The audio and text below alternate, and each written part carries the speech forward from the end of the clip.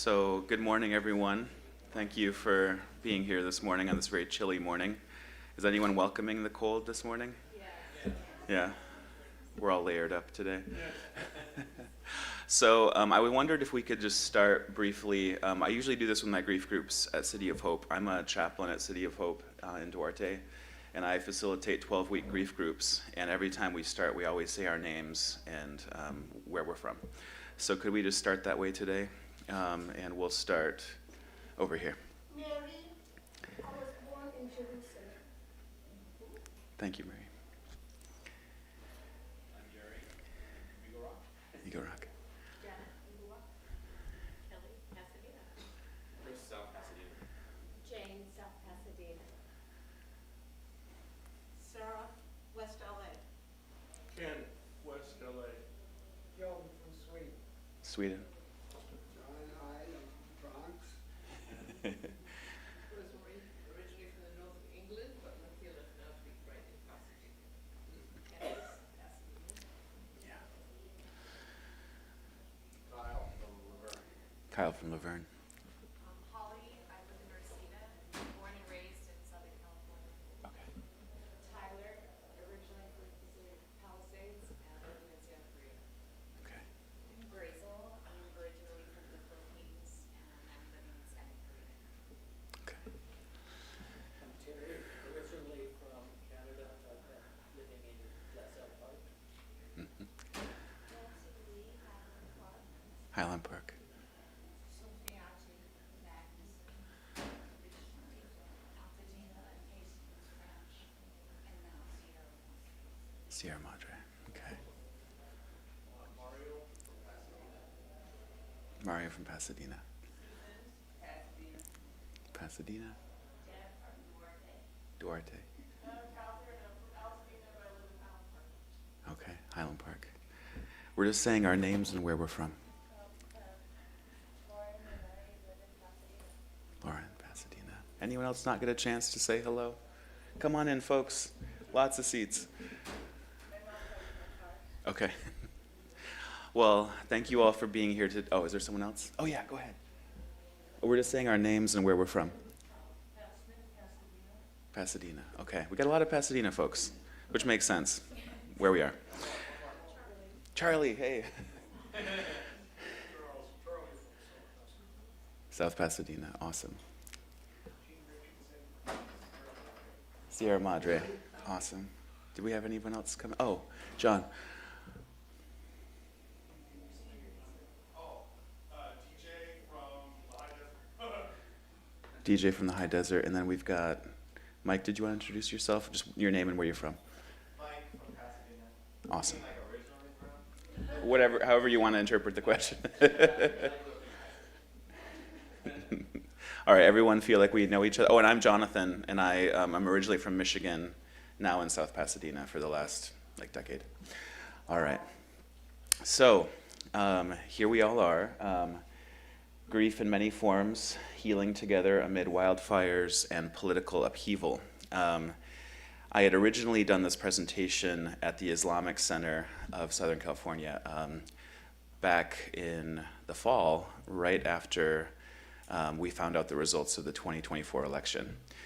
And so I did the presentation there, and then I was thinking that it would be a good one to do here. I just wasn't sure when. And so I talked with Thomas, and we said, well, why don't we do it Inauguration Week? We had no idea what was coming with the wildfires, but we just planned this to be around the inauguration. And so here we are, dealing with grief on many fronts. So, It's interesting that we say that because today is actually the 5-year anniversary of when Kobe Bryant and Gianna and all of the others passed away in the helicopter crash. did everybody hear that? Lauren was saying that today is the 5-year anniversary of when we lost Kobe Bryant. And that was also a huge day of grief for our city. I remember that. And I know there's people that I know who post every year a tribute to Kobe. Okay.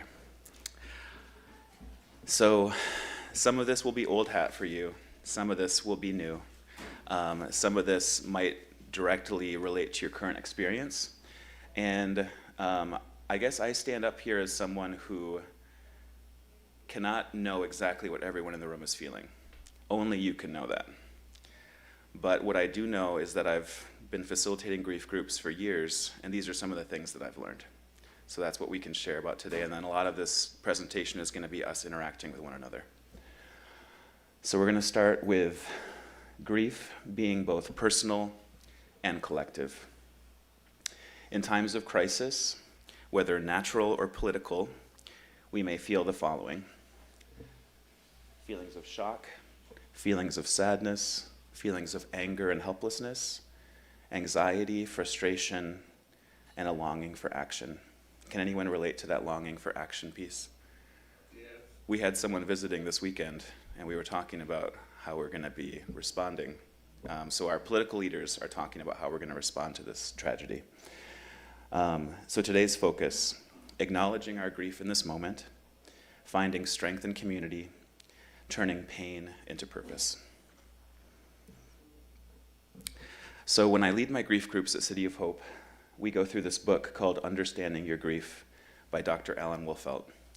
He's one of the foremost grief counselors in the country, and I've actually gone to Colorado to be trained by him at his facility in Fort Collins.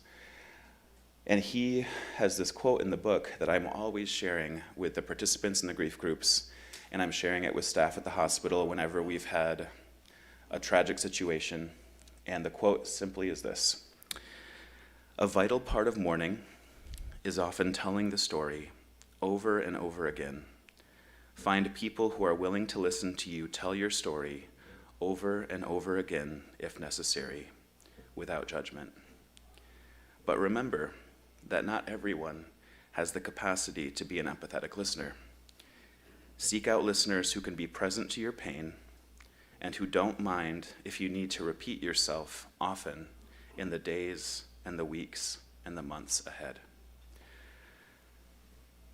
So, in pairs, you can do that. You can turn to the person next to you, or if you're very familiar with the person next to you, you can find a different partner.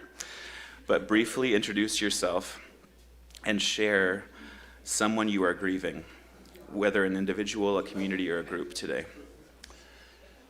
So we'll just take the next couple minutes, and if you want to do it with the person you're seated next to, that's cool, or if you want to find a different partner, that's cool too.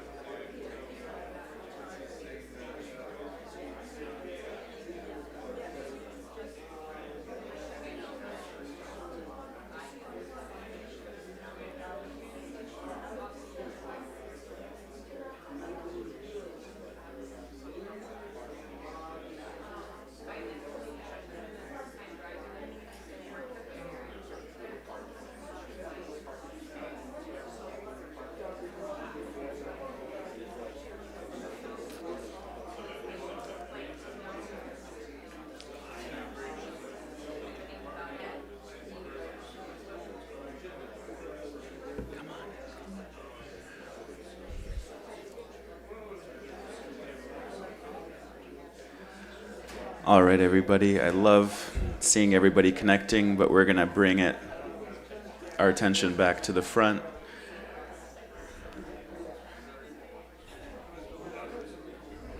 Everyone, can we bring our focus back to the front?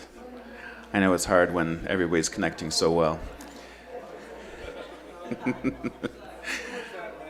Who is that? You don't even need me right now. You guys can just talk to each other.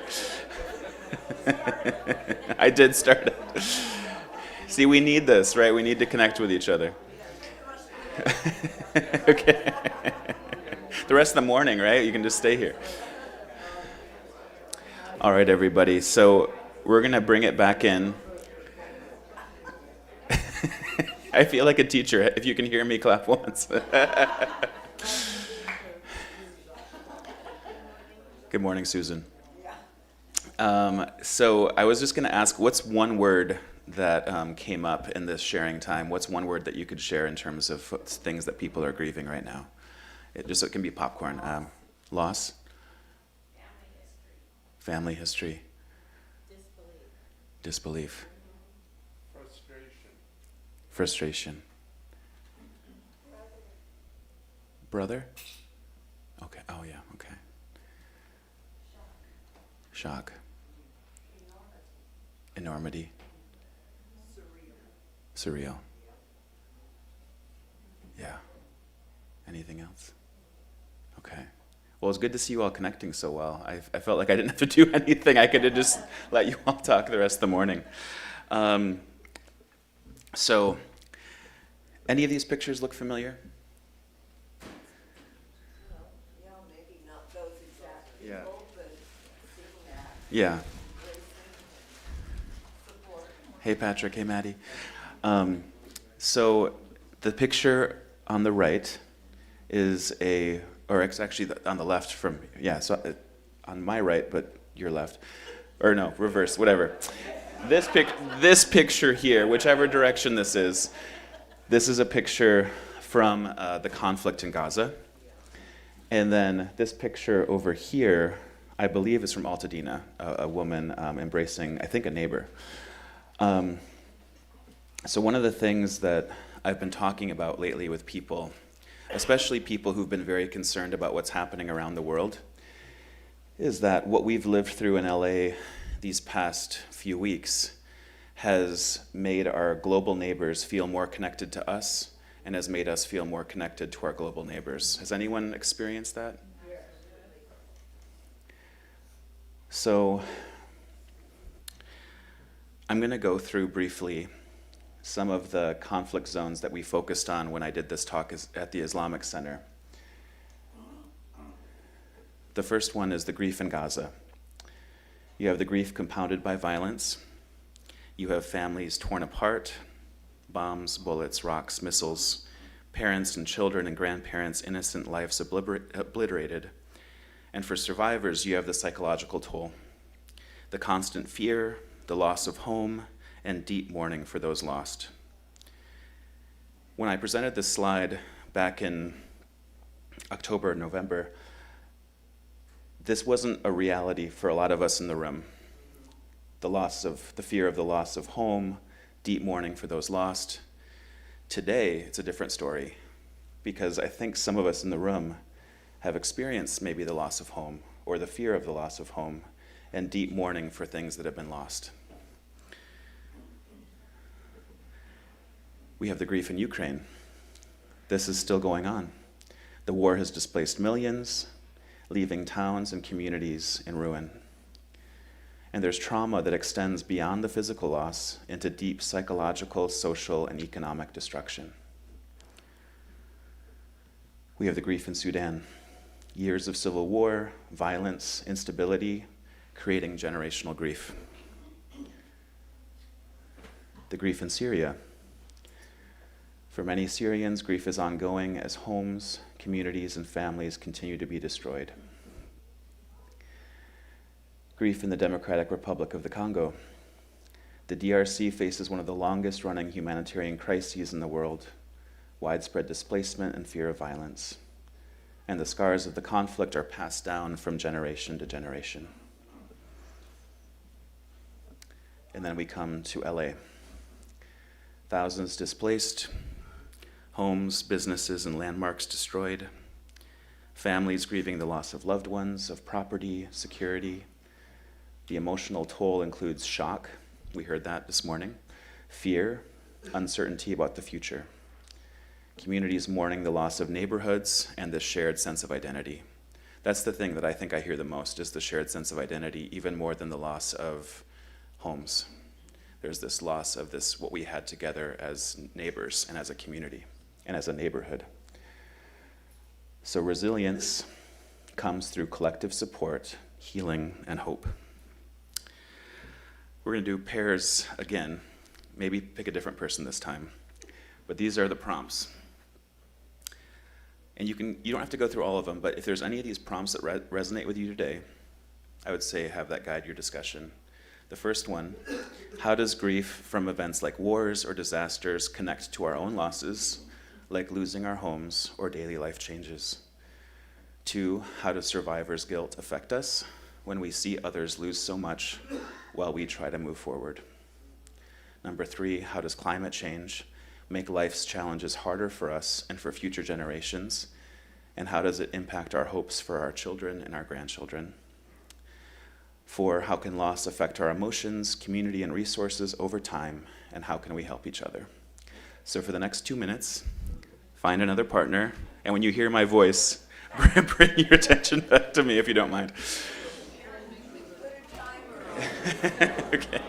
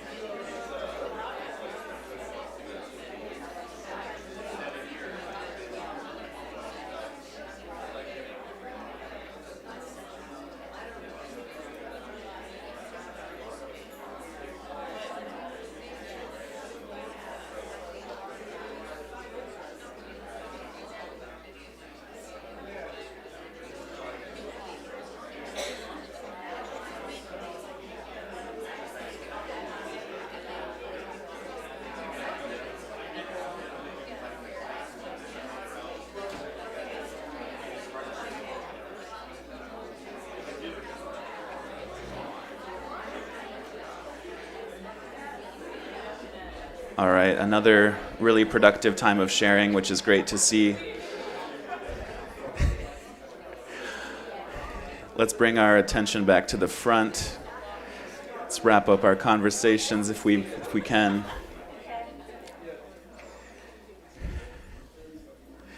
It was easier this time than last time. We're all getting better. Can I just like we did the first time of sharing, would everyone just share a word or a phrase that came out of your time of sharing? We can do stew popcorn style again. I mean, resilience. Triggers. Triggers. Someone was just telling me it triggered something she remembered from her young years that wasn't good. Oh, wow. There are a lot of triggers in all this. Did everybody hear that? Triggers. There's these events that are happening right now are triggering memories from childhood and other difficult situations that people have been through. Community sharing. Community and sharing. Yeah. Lauren? Sorrow with a sense of confusion. Sorrow with a sense of confusion. Well put. My feeling that the second one, the guilt, is you feel guilt if you do nothing, and you feel fortunate if you do something, and that's how I feel. Yeah. Yeah. Anyone else relate to that? Could you all hear that? Yeah. Oh, yeah. Yeah, Other, hey. we didn't lose our house, but many other people, our friends did. And we lost our part of our home, because our neighbors are part of our home. We didn't lose our house. Yeah. Helplessness in the sense of this passionate desire to want to fix it. Yeah. Yeah, a passionate desire to fix it. Is that what you were saying? But also combined with a sense of helplessness. But also combined with a sense of helplessness. So a desire to help with a sense of helplessness combined, yeah. We were talking about a sense of loss of control, where you thought you knew what your life was about, and if you grew up with the concept of bad things only happen to bad people, Oh, yeah. and then something bad happens to you, it's very, just devastating. So that's something I see at the hospital all the time. People say, why me or why them? They were such a saint. They were such a good neighbor, such a good person. Why are they suffering like this? Why did God single them out for this? That's what I think that's a common response in these situations. Go ahead.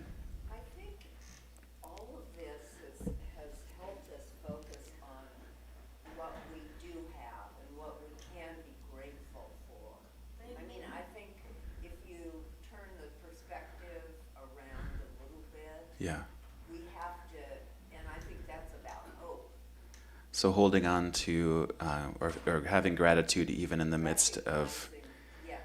disasters. And even those that maybe lost their homes, still, they're grateful that they're alive, that they're still here, that So maybe that's they're all right. maybe that's a human response, is in the midst of tragedy to look for silver linings or look for things we can be grateful for. Is that kind of what you're saying? Yeah. Okay. Lauren, yeah. A lot of, like, there's one thing that's kept coming back to me is that how can you be there to support someone who has lost their home when you can't bring that kind of stuff back? You can't fix it. Exactly. Yeah. Did I see a hand in the back? Yeah. The word was permission.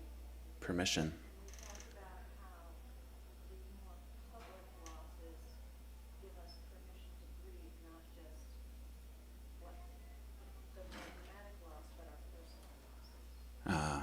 So these, like what we've lived through with the wildfires, has given us permission to grieve over lots of things in our world.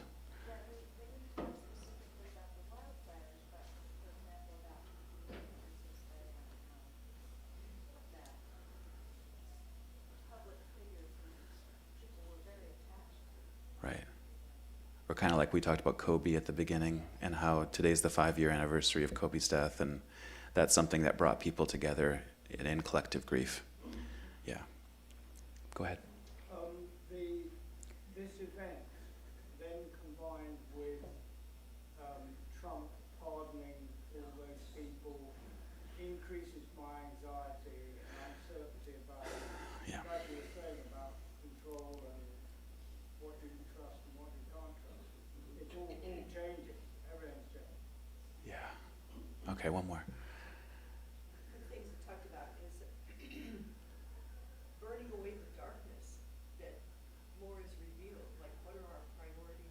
Wow. Kind of sine wave of grief, and then gratitude to be alive, and then grief for neighbors, and then gratitude for community and resources that is waves more emotion than a lot of us are used to right now. Yeah.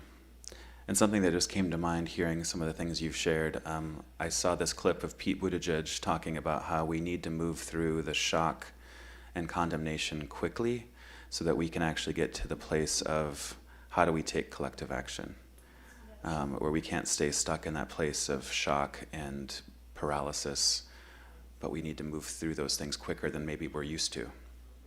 I wonder about that. All right, we're going to keep going just for time, if that's okay. So, how many are familiar with this experience? Witnessing grief and moral distress. Grief is all around us. I think sometimes the algorithm on our Instagram or Facebook is designed to highlight either videos of suffering or videos of cats, and it's kind of like goes back and forth between the two. Cats. Yes. So we talk about moral distress, and moral distress arising when you're unable to act according to your values, and this can cause guilt and the feelings of helplessness. So the examples here: watching loved ones suffer without being able to help, witnessing suffering in conflict zones with no way to intervene. Has anyone felt these feelings recently? It's pretty familiar to me. So here's the question: how do we process grief? First of all, grief requires acknowledging the emotions that we're feeling and finding support. It's also about allowing ourselves to feel. It's okay to sit with pain, sadness, and anger. And then the next part is finding your outlet, expressing emotions through art, through prayer, through conversation. And then we get to seeking support. Grief can be isolating, but shared experiences provide healing. And I think this is the hardest one, honestly, seeking support. Has anyone found that this is difficult to do in times of trouble? It's hard to ask for help. I see that at the hospital all the time, where people have a very hard time asking for help, especially people who are used to being caregivers. People who are used to caring for everyone else, they don't ask for help for themselves, even when they need it most. And what I want to say to all of you in the room, if you don't remember anything else from today, remember that you need to ask for help. When we fall down, sometimes we need to reach out our hand and say, "Can you help me? I'm stuck. I need a helping hand right now." It's okay to ask for that, okay? So I got this from Dan Harris. Anybody familiar with Dan Harris, 10% Happier? Great podcast, mindfulness, meditation. This is what he says. So about empathy, there's a difference between empathy and compassion. You guys know that? So empathy is feeling others' pain deeply, which can be overwhelming. Compassion, however, is empathy combined with a desire to help. It transforms the emotional burden into a source of strength and connection. Shifting from empathy to compassion can empower and uplift us even when we can't change the situation. Does that make sense?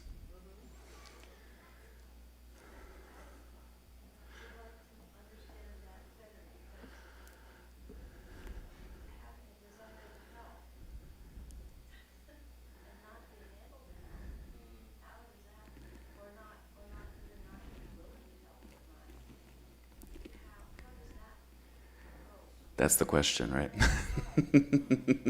So, the question is, like, it's a reality for us. Well, I'll go back. The reality is that it can be very difficult when we see these situations that we can't change to know what to do. I've been struggling with that myself. And I've actually listened to this podcast when Laura and I went out of town for a week recently. And I was seeing on the news images of the fires. I was seeing clips from the inauguration, and I was feeling so devastated and just grieving from afar. And I heard this podcast, and he was talking about how do you, because I don't think he's in LA, I think he's on the East Coast, But he said when you're watching these things happen on Instagram or on CNN, he said this Buddhist way of dealing with tragedies that he turns to is this. When facing distressing news, silently repeat, "May you be free from suffering. May you be free from suffering. May you be free from suffering." The simple phrase helps shift empathy into compassionate action, easing overwhelm and building resilience. So I'm going to tell you guys, when I was out of town for last week, I was praying this all the time. When I would see something on the news, when I would when I would get a text from someone, I would just close my eyes and I would say, "May you be free from suffering," because there was nothing I could do in that moment to like tangibly help them. Has anybody experienced that recently, where it's like you feel like you're inundated with all this news, all this horror, all this tragedy, and you don't even know what to do? And so I think for us as people of faith, one of the ways that we can respond is prayer, meditation, mindfulness, focusing outward and thinking of ways that we can send positive energy, bring that person or situation before a higher power, and ask for help. Go ahead. When you're saying may you be free from suffering, who's the you you're referring to? I think it's you Self. and Yeah. you. I think the first step may be, and the Buddhists again on this, before you can really practice compassion, you have to have self-compassion. Yeah. And I think in these times of grief and fear and sense of impermanence, we gotta self-movement. Did everybody hear that? So having compassion for others starts with having compassion for ourselves. Is that new information for anyone? Yeah, Lauren. So we're going to go to one of my favorite quotes from Joan Baez, who said, "Action is the antidote to despair." And so one of the things I've been so impressed by since the wildfires began is witnessing how people have risen to the occasion. When I was here for the first few days of the fires at All Saints, I couldn't believe how many people of all different political affiliations, all different ethnic backgrounds, religious backgrounds. It was wild. So many people coming to help their neighbors. And it was like, all of a sudden, it didn't matter all the different ways that we're divided from one another. We were all one. And it actually took me back to September 11th, 2001, when it felt like we experienced that for a couple weeks. Does everybody remember what that felt like? To be reminded of how interconnected we are as human beings. So I actually grabbed this picture from my friends Maddie and Patrick, because in the midst of everything that's been going on, these guys, who are good friends of mine, went out and do you want to share briefly, Patrick, what led to this action that you took? The frustration of this inauguration and the desire to gently put that into the community in the aftermath of this awful fire. We didn't want to use his name, but we wanted to let people know that there is agency, there is empowerment available. Yeah, that's awesome. So these guys were on Lake Drive, or Lake Avenue, right by Granville Restaurant. Did you guys get a lot of responses when people drove by? Maddie counted maybe 80 comments in the positive. Okay. Only a few negative. Okay, only a few negative, that's good. So we're going to turn to our partners again. And this is our prompt here. Share one way that you've turned grief into action, whether for others or for yourself. And it can be right now in the midst of the wildfires, or it can be something that happened in the past too. Does that make sense, the prompt? Okay. So we'll just take 2 minutes.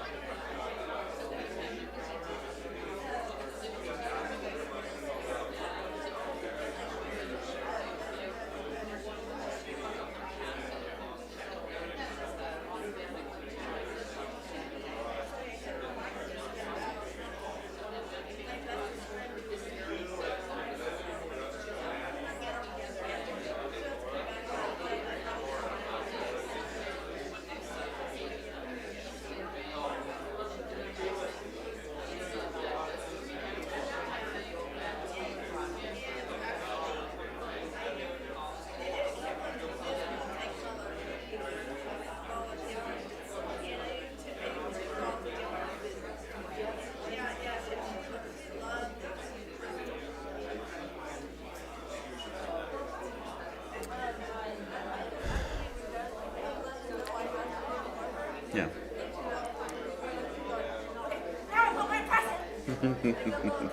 Aw. That's so cool. Thank you for sharing that.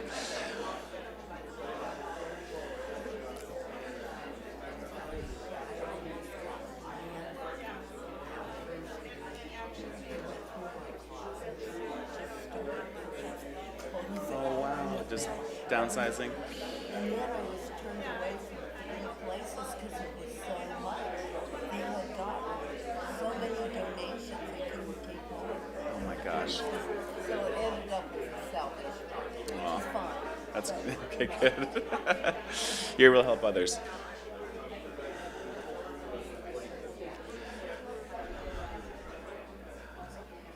All right, everybody, let's bring our attention back to the front one more time.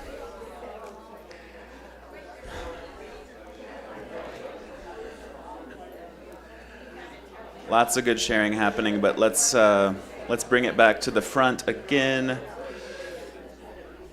If you can hear me, clap once. If you can hear me, clap twice.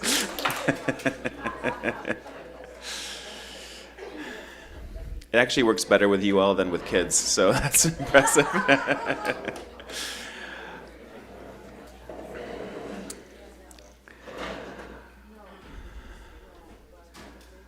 So, we are coming into the final part of our presentation here. The grief of 2024 bleeding into 2025. The collective pain of last year continues to shape our experiences in the new year. Wildfires, political unrest, ongoing fears, and particularly the fears among marginalized communities have carried over into 2025. Healing requires acknowledging this continued grief, naming what has been lost, and coming together to move forward. Has anyone felt like any of the people in this photo in the last couple months? Does this feel familiar, this feeling? You can feel it, right? What they're feeling in that moment, like her right here. So the fact is people were already on edge before the election, and now this first week of executive orders, over 150, I think, you have the rollback of protections for diversity and inclusion and equity, LGBTQ rights, marginalized communities. It's intensified feelings of stress and loss for many. And so many are experiencing compounded grief, layered losses affecting both personal and collective well-being. So again, we talk about coping. Acknowledge the loss, stay connected, find purpose. I'm going to repeat that 3 times. Acknowledge the loss, stay connected, find purpose. We can say it together if you want. Acknowledge the loss, stay connected, find purpose. So, in this time of fear and anxiety and loss, we need to remember that everyone processes emotions differently. So be compassionate with yourself and with others. Spend time outdoors, exercise, or connect with supportive friends. When I created this slide, I was thinking of Anne Lamott when she came. Do you remember what she talked about when she talked about her book? She talked about her husband, and she said, there's almost nothing in the world that can't be brought into proper context or proper, perspective by taking a 10-minute walk outside. Did you guys remember that? Yeah. That quote has stuck with me for months. So obviously you can use grounding techniques, deep breathing, mindfulness, prayer, seek professional support if needed. And then we also need to understand grief within a cultural context. Grief is deeply shaped by cultural beliefs, values, and practices. I would also add it's shaped by religious beliefs and values and practices. The grief we're experiencing today is unique, and it's shaped by the loss of homes and communities in the Los Angeles wildfires, as well as compounded by political fears and anxiety following Trump's second term. For many, grief is not only about personal loss, but also about collective fear for the future of marginalized communities.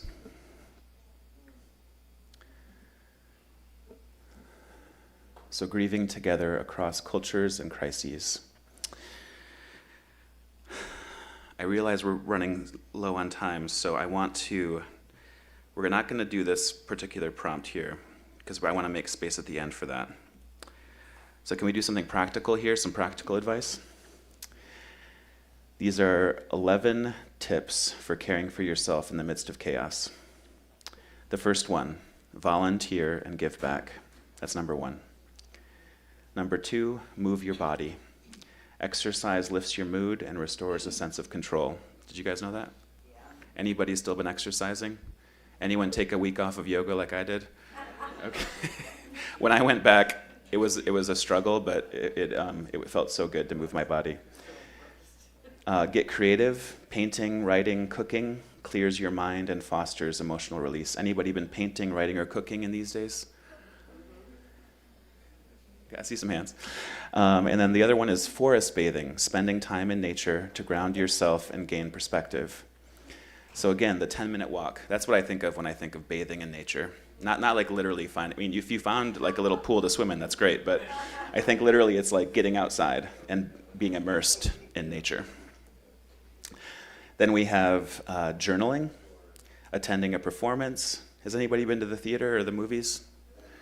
At home even, watching something on TV that kind of lifted your spirits? So there's a big concert happening Thursday night, I think 2 venues, the Fire Aid concert, lots and lots of musicians. And it's gonna be live streaming at AMC theaters. So there's a Fire Aid performance streaming at AMC theaters. Thursday evening, Thursday, 7 o'clock. 7 o'clock, and it's online. You can go in person. Okay. Okay. But it's $10, so dial down prices and get online now. That's awesome. Thank you for sharing that. Time's up. Okay. So we're going to cut the live video feed, but we're going to wrap up with the people in the room. So everybody say goodbye to the folks watching online. Thank you, Keith. Thank you, everybody. We have do something kind and then smile at others. Anybody smiling at people lately?